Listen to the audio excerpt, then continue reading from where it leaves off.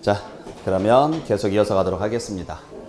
자, 보시면 자, 우리가 이제 납세무, 성립, 확정, 소멸의 과정에 대해서 여러분들 정리해드리고 있는데 자, 대부분의 세금은 납세무가 성립이 되면 다 뭐 하는 세금이다?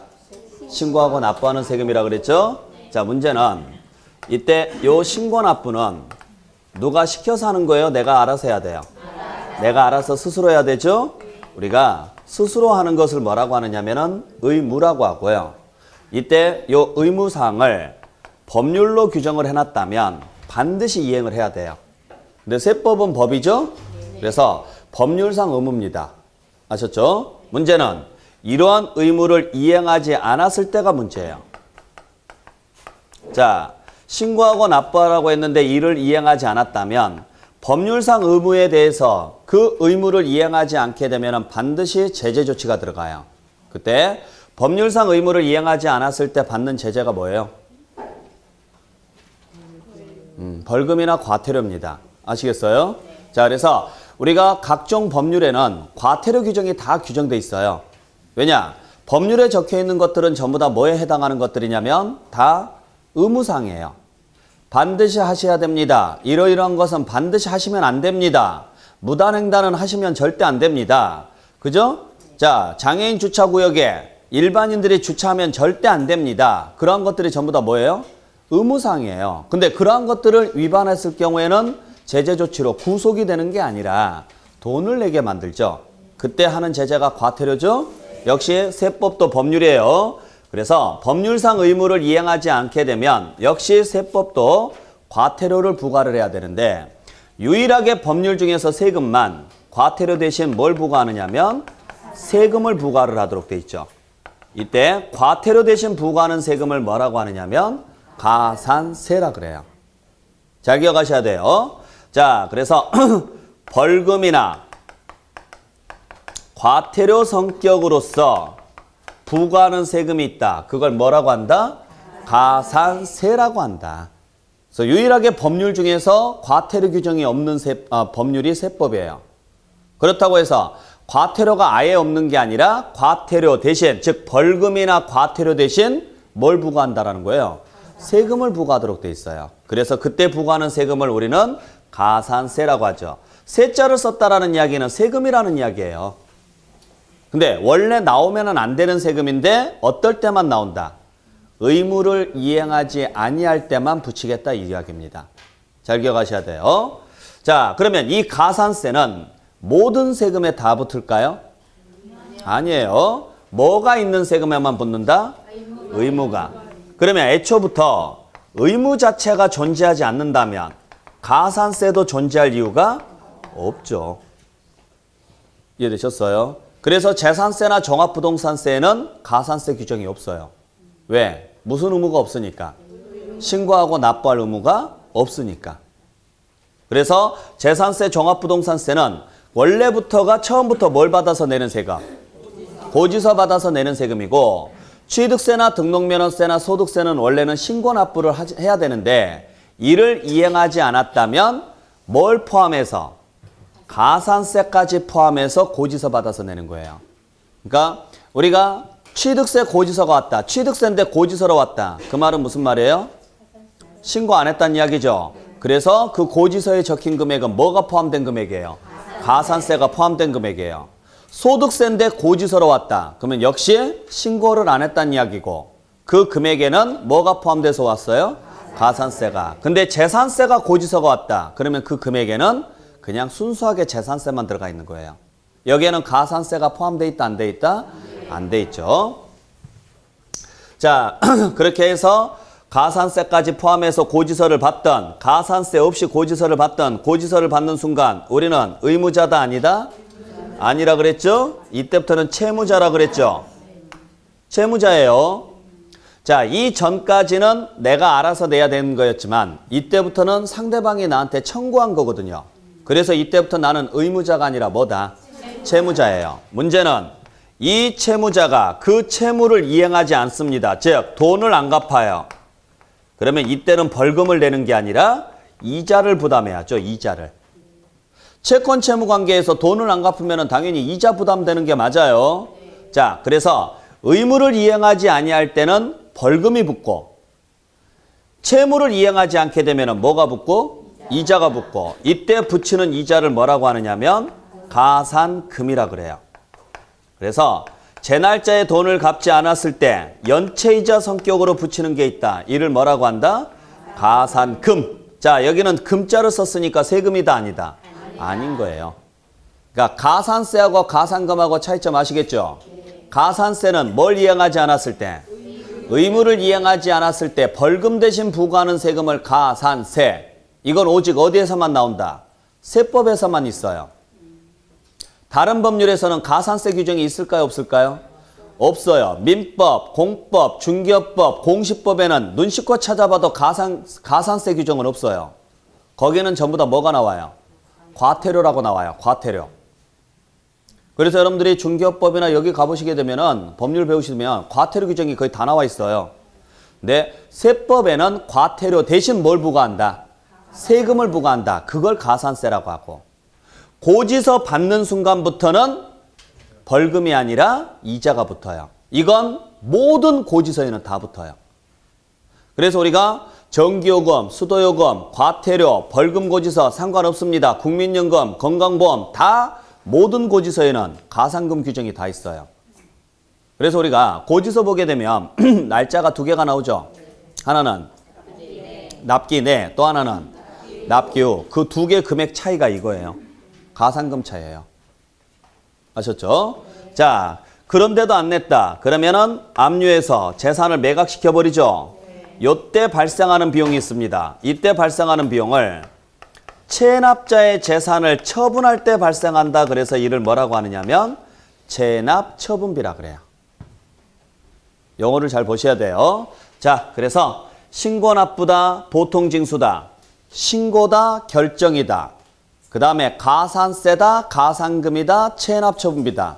이러한 용어들이 앞으로 여러분들이 공부하실 때 계속 쓰이는 용어들입니다. 잘 정리하시길 바랍니다. 어느 단계에서 나오는지를 이해를 하시라고요.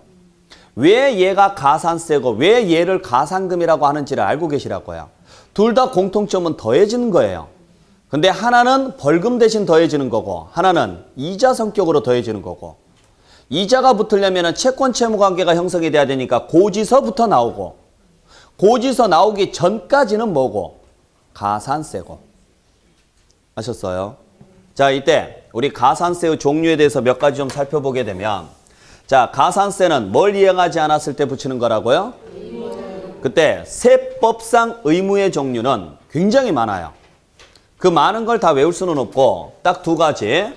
신고해야 될 의무와 납부해야 될 의무에 대해서만 정리할게요. 그래서 신고서를 제출하지 않았을 때는 두 개의 가산세가 붙는데 신고서를 제출하지 않았으니까 일단 뭘 안 했어요?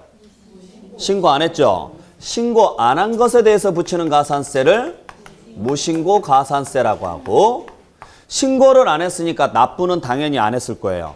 요 납부하지 아니한 것에 대해서 붙이는 가산세를 납부 불성실 가산세라고 해요. 자, 반대로 신고서는 제출을 했어요. 그런데 적게 신고했다.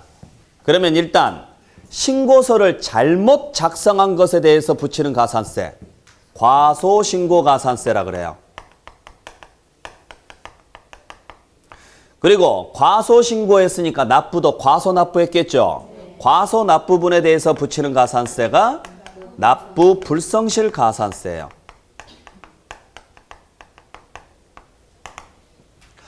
자, 그래서 요 네 가지를 기억하시면 되는데 일단 크게 두 가지로 나눕니다. 신고에 붙이는 가산세와 납부에 붙이는 가산세 두 개로 나누는데 납부는 그냥 통일해서 뭐라고 표현하는 거예요? 납부 불성실이라고 해요. 납부 불성실. 그리고 신고 쪽에 붙이는 가산세는 다시 두 개로 나누어서 무신고일 때는 글자 그대로 무신고자를 쓰고요. 과소신고일 때는 글자 그대로 과소신고자를 쓰는 거예요. 그러니까 일단 여러분들이 구분하셔야 될 것은요. 신고에 대해서 붙이는 가산세냐 납부에 대해서 붙이는 가산세냐를 나눈 다음에 납부 쪽은 무조건 미납세에게 얼마 이렇게 돼 있어요. 그래서 납부 불성실이라고 하고 신고 쪽은 다시 두 개로 나누어서 안 했습니까? 했는데 적게 했습니까? 그걸 구분하시라고요. 아셨어요? 문제 나올 때 문제를 정확히 구분하셔야 돼요. 납부를 물어봤는데 무신고 가산세가 나오면 안 돼요. 신고 쪽을 물어봤는데 납부 불성실 가산세가 나오면 안 된다는 이야기예요. 그러니까 신고 쪽을 물어봤느냐 납부 쪽을 물어봤느냐. 다시 신고 쪽도 무신고를 물어봤느냐 과소신고를 물어봤느냐를 정확히 구분해 주시라고요.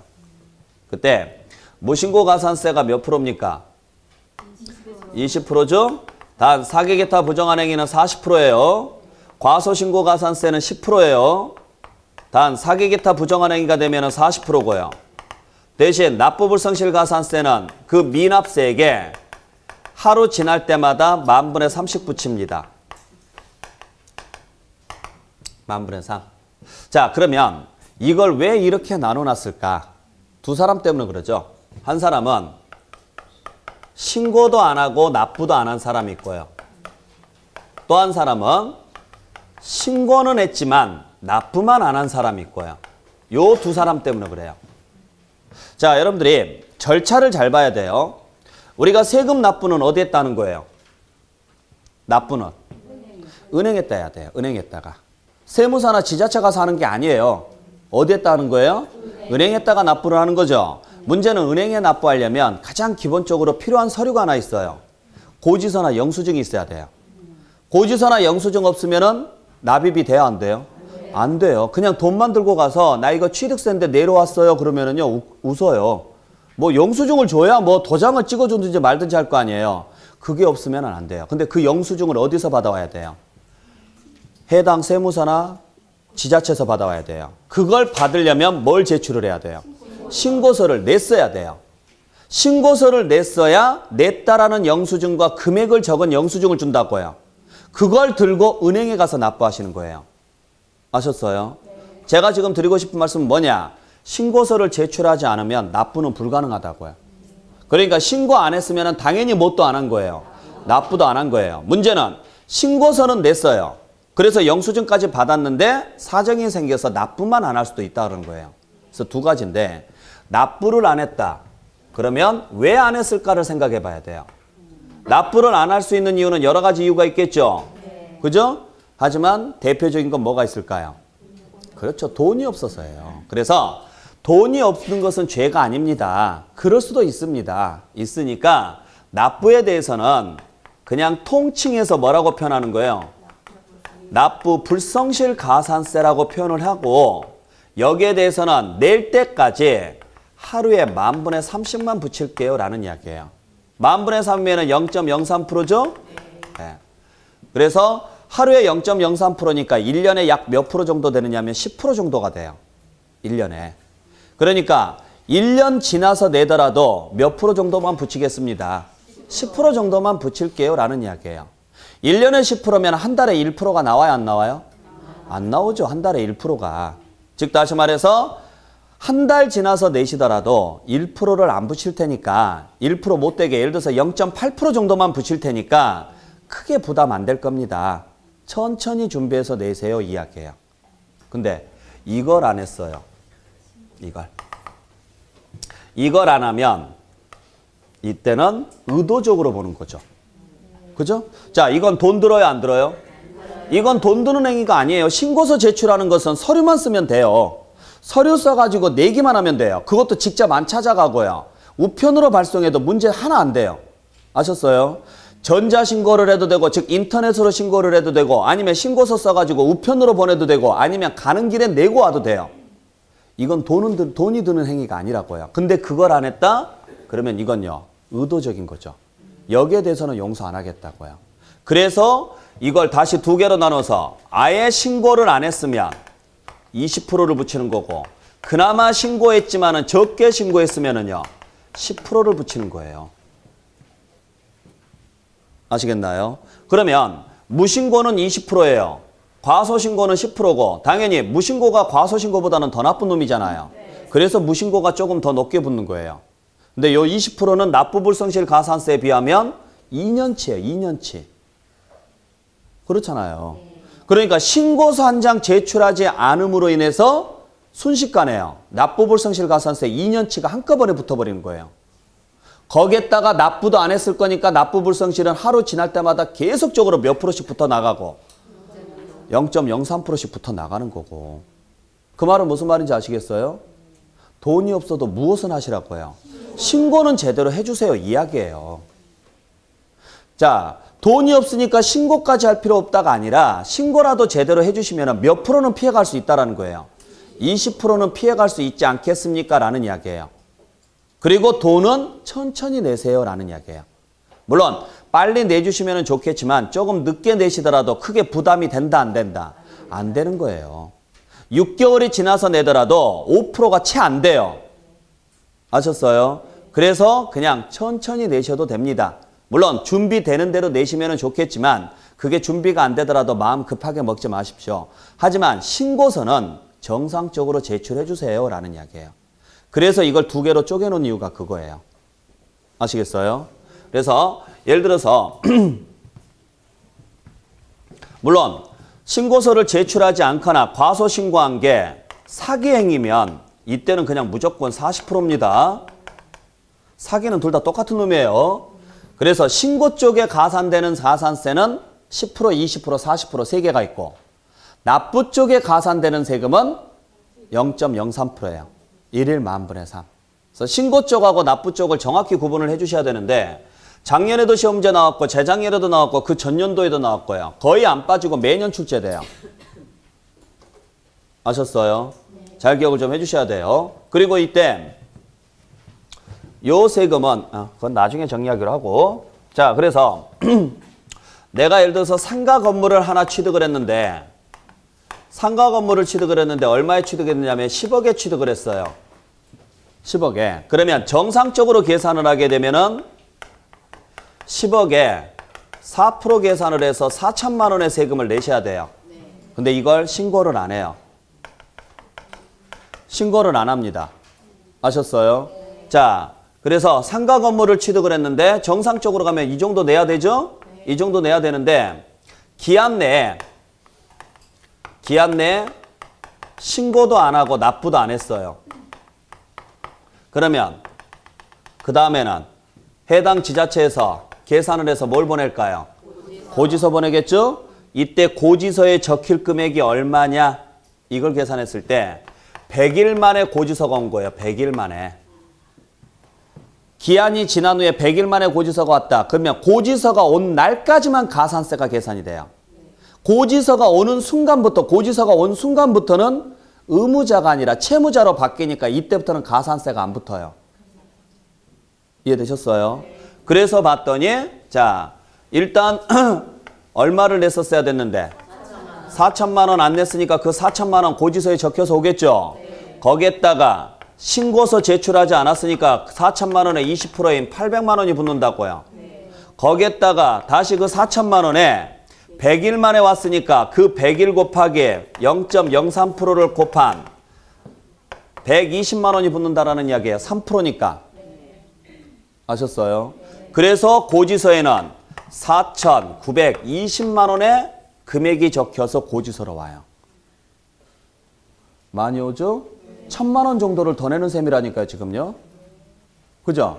근데 만약에 신고서라도 제대로 제출을 했다면 얘는 빠지겠죠. 그러면 신고서라도 제대로 제출을 했으면 4,120만 원이에요.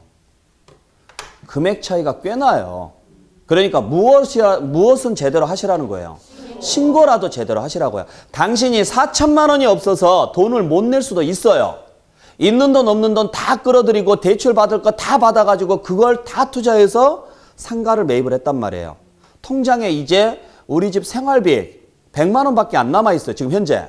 4천만 원을 어디서 만들겠냐고요. 그래서 친구한테 부탁하고 또 형제들한테 부탁을 해놨는데 돈이 아직 다 안 들어온 거예요. 그렇더라도 무엇은 하시라고요. 신고서라도 한 장 제출해 놓으면 일단 800만 원은 아끼고 들어가는 거잖아요. 쓸데없이 내는 돈은 막자라는 이야기예요. 아시겠나요? 그래서 여러분들이 잘 생각하셔야 될 게 대부분의 그 실무에서 하시는 분들은 대부분은 그래요. 아, 나 돈도 없는데 그냥 몰라 귀찮아. 나 나중에 돈 생기면 할래 그래요. 돈 생기면 할래가 돈 생기면 그때 신고할래 이 소리거든요. 그러면 벌써 늦어요. 그러니까 무엇은 꼭 하시라는 거예요. 신고는 한 다음에 돈은 천천히 내셔도 돼요. 그렇게 많이 안 붙어요. 지금 이건 100일이니까 3달이잖아요. 아시겠어요? 그러니까 3달 지났어도 120만 원밖에 안 붙는데 신고서 한 장 제출 안 했다고 해서 800만 원이 붙는 거예요. 상식적으로 생각해 보세요. 작은 돈이 아니란 말이죠. 이해되셨죠? 네, 그렇게 보시면 돼요. 자, 그래서 가산세는 이 정도 여러분들이 정리를 좀 해주시면 되는데요. 자, 여기서 이제 하나 더 봐야 될 게 있어요. 계산 문제는 안 나오니까 이해만 하세요. 자, 우리가 취득을 하게 되면 무슨 세금을 내야 돼요? 취득세를 내야 돼요. 근데 이를 신고 안 해요. 신고 안 했으니까 뭣도 안 했을까요? 납부도 안 했을 거예요. 그러면 그 다음에는요. 지자체가 다시 취득세를 계산을 해서 지방세니까 취득세를 다시 계산을 해서 즉 결정을 해서 뭘 보낼까요? 고지서를 보낼 거예요. 이렇게 고지서 보내서 징수하는 것을 무슨 징수라고 한다? 보통징수라고 그래요. 아셨죠? 자, 그때 취득세가 원래 4천만 원을 내야 돼요. 원래가. 아까 이제 우리 계산했던 것처럼 4천만 원을 내야 돼요. 근데 신고 안 했더니 나중에 고지서에가 4천만 원으로 와요. 나중에. 원래 4천만 원 내야 되는데 신고 안 했더니 나중에 고지서에 4천만 원이 적혀서 와요. 그러면 여러분들 같으면 신고하시겠어요? 안 하겠죠. 왜? 믿져야 본전이잖아요. 해도 4천, 안 하고 걸려도 4천. 그럼 차라리 안 하겠죠. 안 하고 안 걸리면 안 내도 되니까. 걸려도 본전이니까. 그래서 안 해요. 그러니까 이렇게 부과하면 안 되죠. 그래서 아까 4,920만 원을 부과를 한 거죠. 자, 그러면 요 920만 원을 부담하지 않으려면 뭐 하라는 소리예요? 그래요. 제대로 신고하라고요. 결국 가산세의 역할은요. 협박이에요. 야, 너 이거 안 하면 너 이만큼 벌금 더 내야 돼. 할래 말래 이거예요. 너 920만 원 더 낼래? 그냥 제대로 신고할래? 그러면요. 어차피 내야 되는데 저 그냥 신고할게요. 그 소리죠. 그래서 제대로 된 신고를 유도하기 위해서 협박용으로 만들어 놓은 게 바로 뭐다?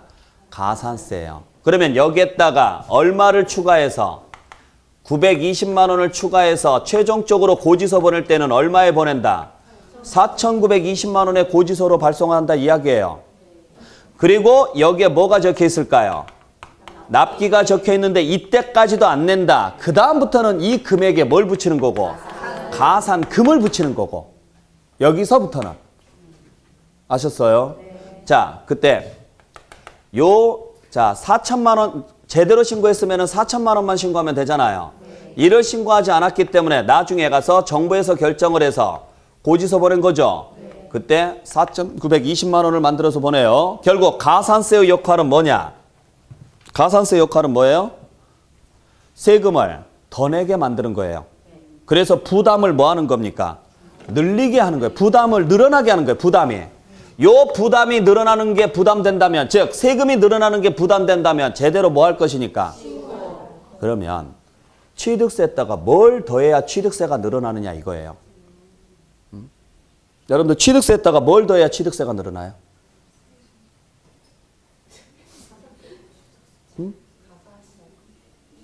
취득세에다가 뭘 더해야 취득세가 늘어나냐고요? 취득세에다가 가산세를. 그러면 짜장면에다가 짬뽕을 섞으면 뭐예요? 그럴 리가 없죠. 짬짜면은 가운데 칸을 나눠야 돼요. 그냥 짜장면에다가 짬뽕을 넣어버리면 그냥 개밥 되는 거예요. 짜장면에다가 짬뽕을 넣으면 안 되겠죠. 짜장면을 곱빼기로 만들고 싶으면 어떻게 해야 돼요? 뭘 넣어요? 짜장을 넣어요? 면만 넣어요? 짜장면을 넣어야죠. 아니 원래 짜장면에다가 면만 넣으면 맛이 약해져요.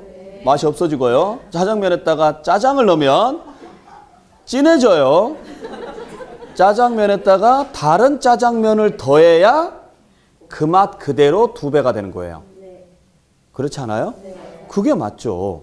아시겠어요? 자, 밥의 양을 늘리고 싶어요. 내가 밥을 펐는데 좀 적어요. 이걸 좀 더 많이 늘리고 싶어요. 그러면 어떻게 하면 돼요? 그래야 밥을 더 풀면 돼요. 그죠? 또 여기다가 뭐 물 붓는다 이런 거 하지 마세요. 그럼 물밥이지 그냥 밥이 아니에요. 거기다 쌀을 올려놓으면은요. 그거 어떻게 먹냐고요. 밥에다가 쌀을 올려놓으면 그게 밥이 아니에요. 설마니 그게 쌀밥이라고 하지 마세요. 웃기지도 않는 개그입니다, 그거. 당연히 밥에다가 밥을 더 추가해야 밥의 양이 늘어요. 짜장면에다가 짜장면을 추가해야 짜장면의 양이 늘어나요. 그러면 취득세에다가 뭘 추가해야 취득세가 늘어나겠냐고요. 그럼요, 당연하죠. 취득세에다가 취득세를 추가해야 취득세가 늘어나죠. 이름이 같아야 섞일 거 아니에요. 이름이 다르면은요, 안 섞여요. 이게 섞이더라도 완전히 거지가 되는 거예요. 아셨어요? 지금 이 사람은 뭘 걷고 싶은 거예요? 취득세를 더 걷고 싶은 거예요. 왜? 뭘 하지 않아서. 근데 거기에다가 다른 세금을 붙이게 되면요, 취득세가 올라가겠냐고요. 안 올라가죠. 그러니 당연히 취득세에다가 취득세를 더해야 되겠죠. 이게 가산세, 이게. 그러니까 여러분들이 잘 보셔야 될 게, 가산세라는 세금이 없어요. 이걸 통칭해서 가산세라고 하는 거예요. 국세라는 세금이 있어요, 없어요? 없어요. 소득세, 법인세, 상속세, 증여세를 묶어서 국세라고 통칭해요. 그죠? 이렇게 더해지는 세금을 묶어서 뭐라고 표현한다고요? 가산세라고 하는 거예요. 무슨 말인지 아셨어요? 그래서 취득세에 가산되는 세금은 뭐다? 취득세예요. 등록면허세에 가산되는 세금은? 그렇죠. 등록면허세예요. 그러면 소득세에 가산되는 세금은? 그렇죠. 소득세라는 거예요. 참 똑똑해요. 응용력이 대단해요. 아셨어요? 자, 거기에다가 그래서 취득세가 나오면 취득세 내게 되면 항상 무슨 세금을 추가해서 내야 되느냐? 농어촌 특별세를 추가해서 내야 돼요. 그죠? 요게 무슨 세금이고? 이걸 부가세라고 하는 거고. 그러니까 부가세라는 세금이나 부가세라는 말이나 가산세라는 말은요, 통칭해서 쓰는 말이라고요. 통칭. 그 세금이 있는 게 아니고. 아셨어요? 농어촌 특별세나 지방교육세처럼 다른 세금에 붙여서 내는 세금을 통칭해서 뭐라고 한다? 부가세라고 하고. 아셨죠? 의무를 이행하지 아니할 때 그 세금을 늘리기 위해서 더해지는 세금을 뭐라고 하고 통칭해서? 가산세라고 하는 거예요. 그러면 가산세하고 부가세하고요, 차이점 아시겠어요? 가산세하고 부가세하고 차이점이 뭐예요? 첫 번째, 가산세는 왜 붙이는 거고? 의무를 이행하지 않았을 때만 붙이는 거고, 부가세는 원래 그냥 붙이는 거고. 원래 그냥 붙이는 거고. 두 번째, 가산세는 그 이름으로 붙이는 거고, 부가세는 다른 이름으로 붙이는 거고. 그러니까 가산세가 없었어도 부가세는 원래 붙는다고요. 근데 부가세는 그 이름으로 붙이는 게 아니라고요. 원래 다른 세금이에요. 다른 세금. 다른 세금인데 따로 거둘 수 없어서 이 독립세 붙여서 걷는 세금이에요. 가산세는요, 그 본래의 세금의 양을 늘리기 위해서 붙이는 세금이에요. 그러니까 그 이름 그대로 붙여야 돼요. 아셨어요? 그래서 우리가 가산세는 뭐라고 표현하느냐면, 가산세는 뭘 이행하지 아니할 때? 의무를 이행하지 아니하였을 때, 의무를 불이행했을 때 무슨 성격으로? 벌과금 성격으로 부과하는 것을 벌과금 성격의 조세를 가산세라고 해요. 그러면 가산세는 어떤 세금들을 말하느냐? 해당 의무가 규정된 그 세목으로 하는 거예요. 그러니까 의무가 규정된 그 세목이 취득세면요, 취득세로 한다고요. 의무가 규정된 그 세목이 등록면허세면요, 등록면허세로 한다, 그 소리예요. 그러니까 이건 세금이다 아니다? 세금이죠. 아셨어요? 세금이에요. 자, 그때 한 가지 여러분들이 보셔야 될 게, 자, 근데 자, 여기서 하나 여러분들이 그 가산세에서 하나 더 봐야 될 게, 그러면 원래는 얘만 내면 되잖아요. 얘만. 근데 얘를 뭐 하지 않았기 때문에, 신고 납부하지 않았기 때문에 920만 원이 추가돼서 4,920만 원을 내는 거죠, 지금. 고지서 받아서 내는 거죠. 자, 근데 내가 취득한 행위가 50% 감면 대상이에요. 법률상. 그러면 50% 감면해줘야 돼, 안 해줘야 돼요? 해줘야죠. 근데 이건 원래 내는 세금이죠. 이건 감면받을 수 있어요, 없어요? 있죠. 이건 원래 내는 거니까. 아셨어요? 그러니까 내가 취득한 행위가 법적으로 50%를 깎아주는 행위라고요. 이건 원래 내야 될 거였죠? 뭐 이거 감면해줘야 돼, 안 해줘야 돼요? 해줘야죠. 근데 얘도 무슨 세금이에요? 근데 얘는 왜 붙인 거예요? 잘못해서 붙인 거죠? 근데 얘까지 감면해줘 버리면 제재 효과가 어떻게 될까요? 그래서 아무리 감면받더라도 요건 감면 못 받아요. 그러니까 우리가 보통 50% 감면이다 그러면은 4,920만 원에 50%니까 2로 나누어서 뭐 2,460만 원 이렇게 가야 되잖아요. 그게 아니라고요. 그냥 2,920만 원이라고요. 그래서 자, 그 의무가 규정된 그 세목으로 하되 감면 대상에는 가산세는 포함한다 안 한다? 안 합니다. 감면 대상에는 포함되지 않습니다. 그래서 해당 세목이 감면되더라도 가산세는 감면받을 수 있다 없다? 없어요. 취득세가 감면된다고 해서 그 취득세 가산되는 취득세도 감면되지는 않는다는 이야기예요. 이것까지 감면해줘 버리게 되면 제재 효과가 아예 없어지는 거니까 그러면 가산세를 붙일 이유가 없는 거죠. 무슨 말인지 아셨어요? 잘 보셔야 돼요. 자, 그리고 또 하나. 이거, 자, 그러면 이때 요 가산세하고 부가세는, 이 가산세하고 부가세는 차이점은 방금 말씀드렸죠? 의무를 이행하지 아니할 때 붙이는 게 가산세, 원래 붙는 게 부가세. 됐죠? 그리고 그 이름으로 붙이는 게 가산세, 다른 이름으로 붙이는 게 부가세. 근데 둘 다 공통점이 하나 있어요. 얘가 없으면 존재할 수 없어요. 애초부터 얘가 없었으면 본세가 없으면 이걸 뭐라고 하느냐면 본세라고 하거든요. 이 본래의 세금이 없었으면 가산세 붙일 수 없죠? 당연히 부가세도 붙일 수 없어요. 그래서 이 본세와 얘들은 무슨 관계냐? 주종 관계예요. 얘가 존재해야지만 얘들의 존재 가치가 생기는 거라고요. 이해되셨어요? 그때 취득세는 언제 납세무가 성립해요?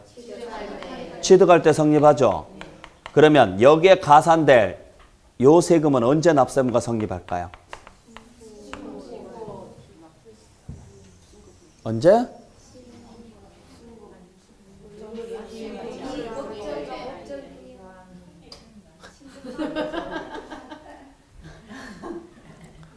내내 설명하니까. 주종관계라고요. 주종관계. 뭐라고 적어놨어요? 언제 납세무 성립해요? 그래요. 같은 날에 성립한다고요. 같은 날에. 법정기한 내 신고 납부하지 아니한 때가 아니고 같은 날에. 주인이 나가는데 종이 안 따라 나가면 돼요? 같이 따라 나가야죠? 자, 그러면 얘는 언제 성립할 거야? 이 농어촌 특별세는.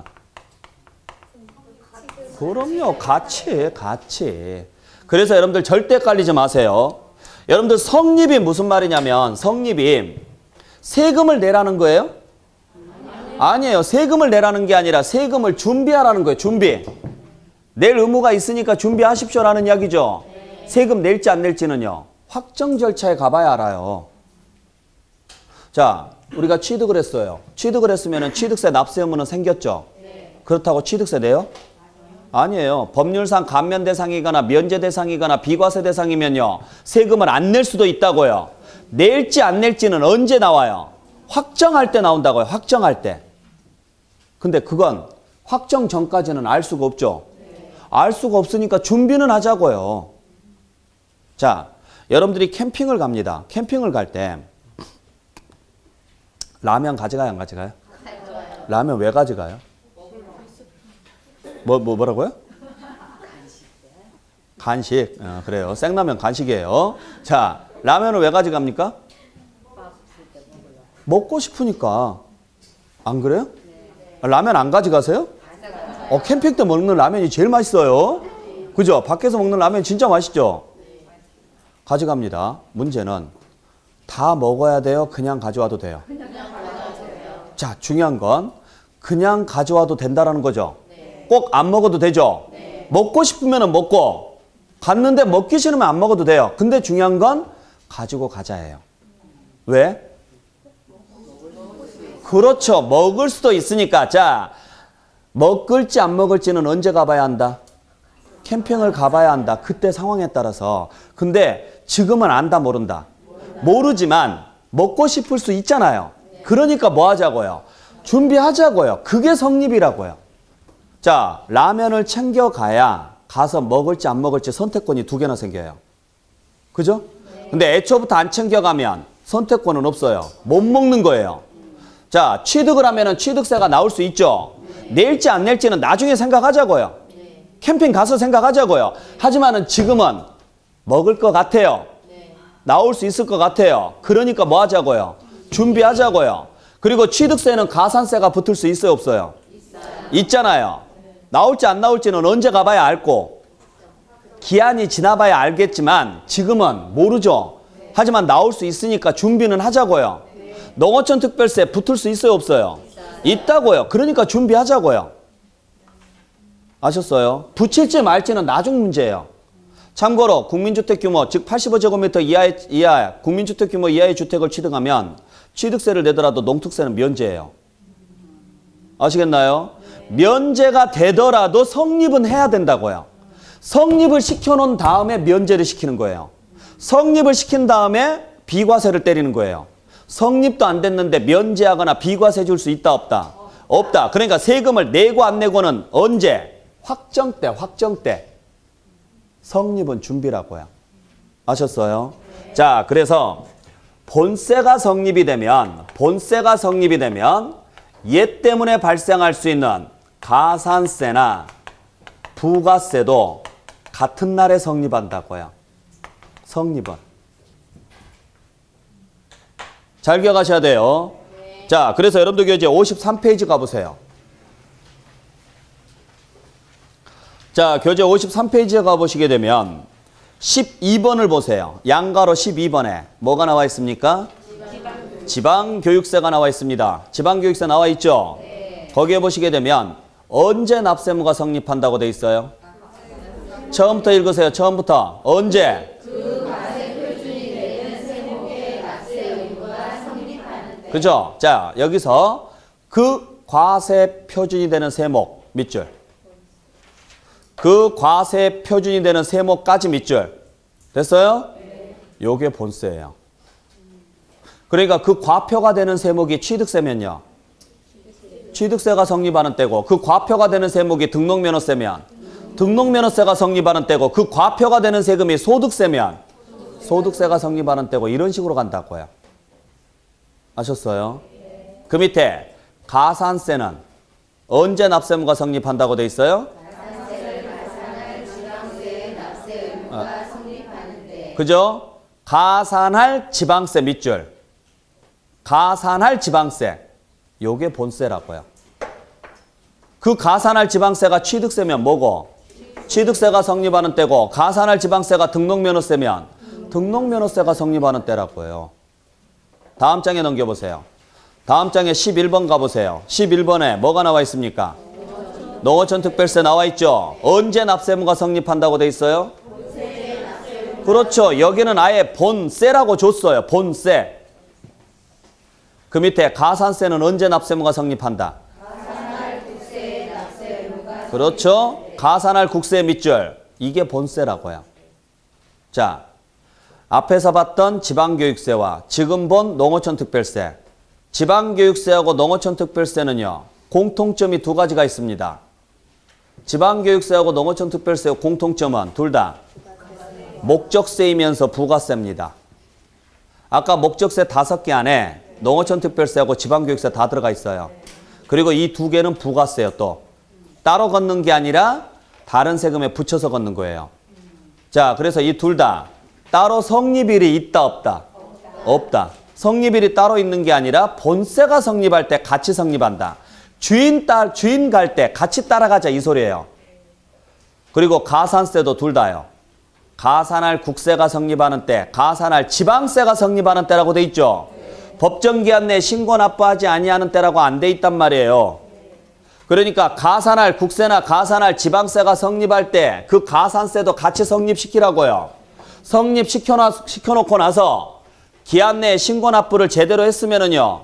안 붙이면 되고 신고납부를 안 하면 그때 계산해서 붙이라고요. 그러니까 신고납부를 법정기한이 지나고 나면 확정이 되는 거예요.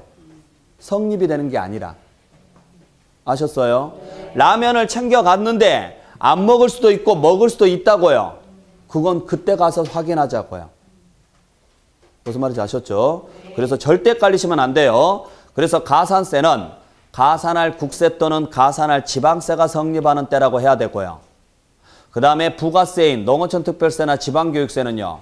본세가 성립하는 때라고 해야 되는데 그 본세를 다른 말로 해서 과세 표준이 되는 세목이라고도 표현한다고요. 구분할 수 있겠어요? 네, 잘 정리하시기 바랍니다. 그러면 여러분들이 7개를 이제 정리하셔야 되겠죠? 일단 기본적인 5개, 취득세, 등록면허세, 재산세, 종부세, 양도소득세 정리하고, 그죠? 거기에 가산세하고 부가세까지 정리하셔야죠. 그러면 성립시기가 완벽하게 끝나요. 아시겠습니까? 네. 자, 그리고 쭉 넘겨서 57페이지로 와보세요. 자, 57페이지에 오시게 되면 4번에 가산세라고 나와 있죠? 네. 자, 의를 보시면 뭐라고 돼 있느냐? 가산세란 세법 등에서 규정하는 의무의 성실한 이행을 확보하기 위하여 의무를 이행하지 아니할 경우에, 자, 의무를 이행하지 아니할 경우 밑줄. 뭘 하지 않았다면? 의무를 이행하지 않았다면 그 세액에 가산하여 징수하는 금액을 말한다. 아시겠죠? 네. 자, 그래서 원래 내야 될 세금에 가산시킨다는 이야기예요.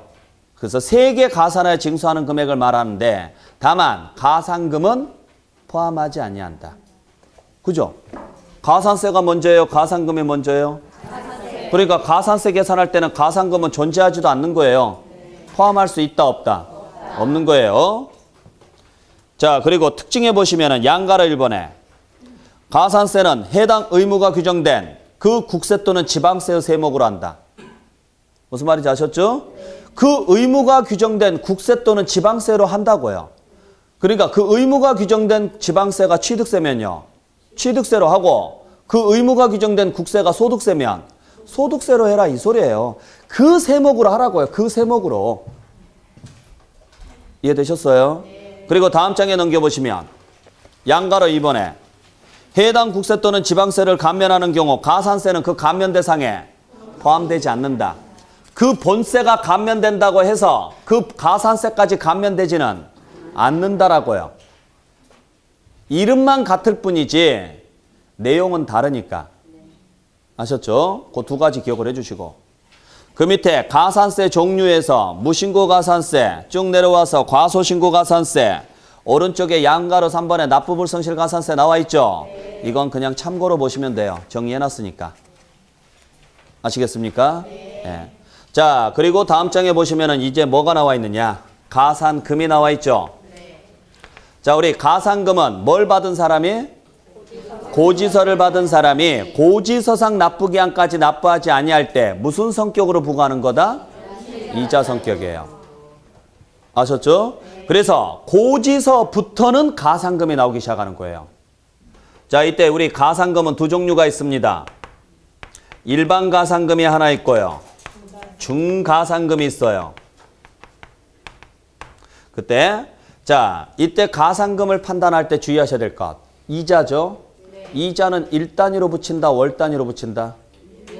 월 단위로 붙여요. 이자를 일 단위로 붙이면 고리대금 업체예요. 일수업체라고 해요. 일수업체. 국가가 일수업을 하면 안 되죠. 정상적으로 월 단위로요. 그래서 여러분들이 대출을 받으면 이자를 일 단위로 갚아요? 월 단위로 갚아요? 월 단위로 갚는다고요. 그러니까 이자를 판단할 때는 월 단위로 판단하시라고요. 무슨 말인지 아셨어요?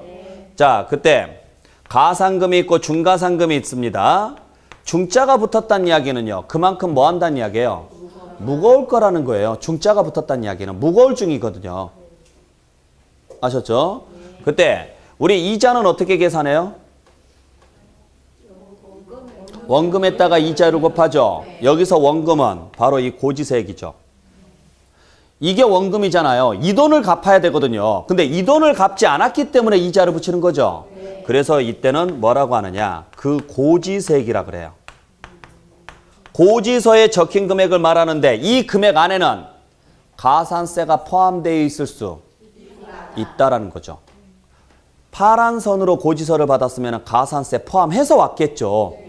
하얀 선으로 고지서 받았으면 가산세 없이 왔겠죠.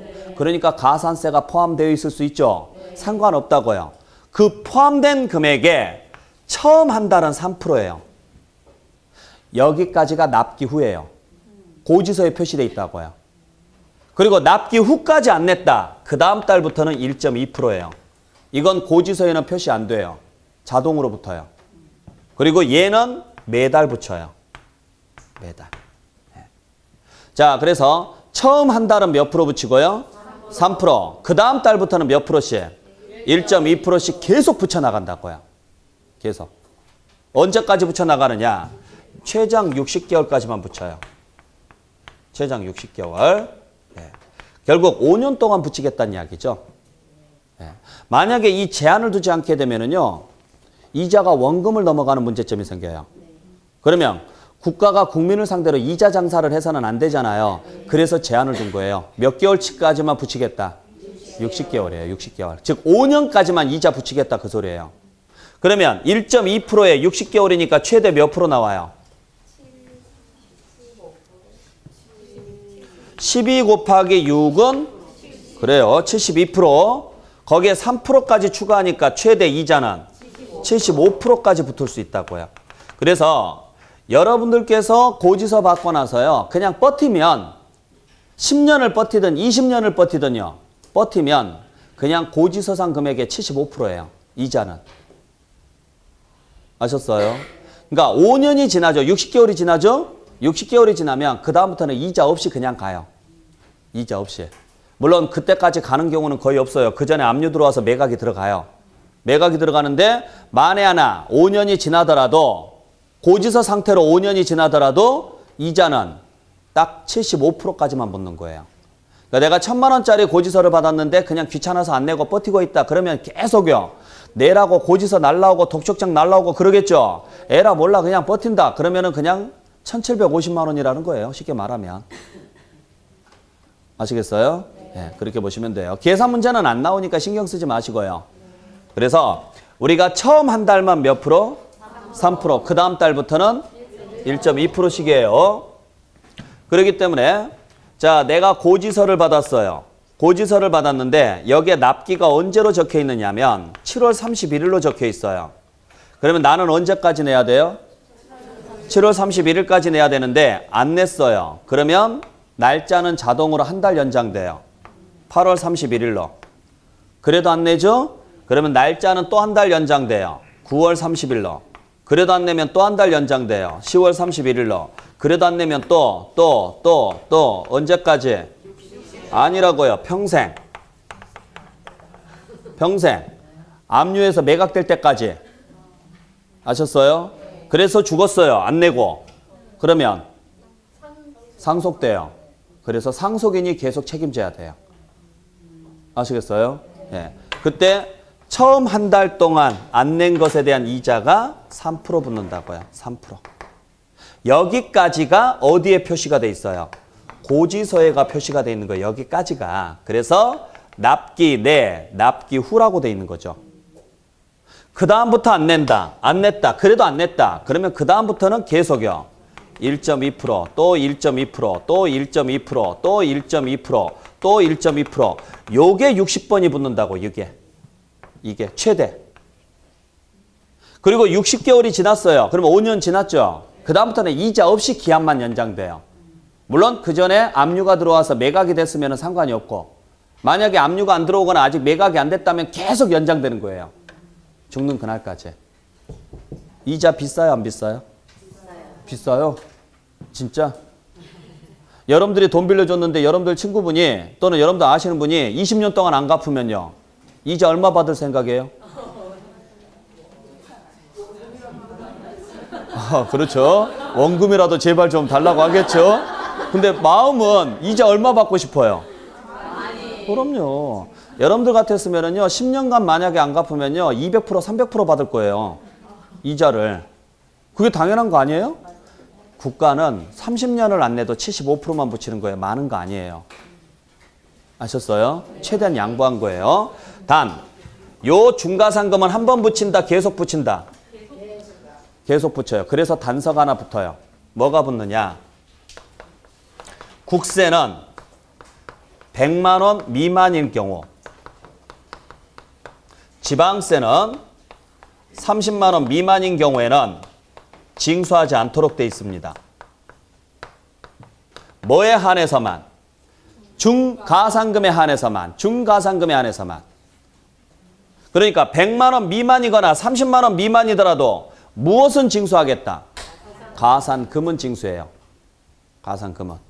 자, 여기서 여러분들 잘 보셔야 될 게, 미만의 반대는 뭘까요? 그럴까 봐서 물어봤어요. 미만의 반대는 이상입니다. 초과의 반대가 이하죠, 이하. 여러분들 미만의 반대를 초과라고 하지 마세요. 보세요.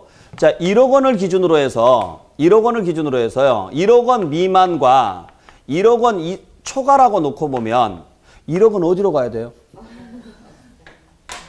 1억 어디로 가야 돼요? 갈 곳이 없죠. 얘 미화되는 거예요. 아셨어요? 그래서 어느 한쪽으로 넣어줘야 돼요. 그래서 미만의 반대는 이상이고 이하의 반대는 초과예요. 이게 우리 세법에서 진짜 많이 나와요. 자, 그러면 100만 원 미만이면 뭘 징수하지 않겠다? 중과상금을. 뒤집어서 말하면 100만 원이면 중과상금 징수한다, 안 한다? 한다고요. 100만 원부터는 중과상금도 징수한다고요. 아시겠어요? 네. 자, 그래서 여기까지 정리하도록 할게요, 오늘. 자, 여기까지 해서 여러분들 총론은 마무리하도록 하겠습니다. 나머지 부분은, 제가 안 해드린 부분은 다음 3월 달에 다시 시작합니다. 그러니까 3월 달에도 이 그림을 그대로 그릴 거예요. 그대로 그리고 설명하면서 여기에 이제 추가적으로 살을 더 붙일 거예요. 아셨어요? 그리고 5월 달에 되면은 다시 이 그림을 그리고 3월 달에 추가했던 내용에 마지막 한 번 더 추가시켜서 완벽하게 만들 겁니다. 그러니까 그 전까지는 여러분들께서 일단 이 부분까지만 정리를 좀 해주시길 부탁드릴게요. 아셨어요? 네. 자, 오늘 수고 많이 하셨고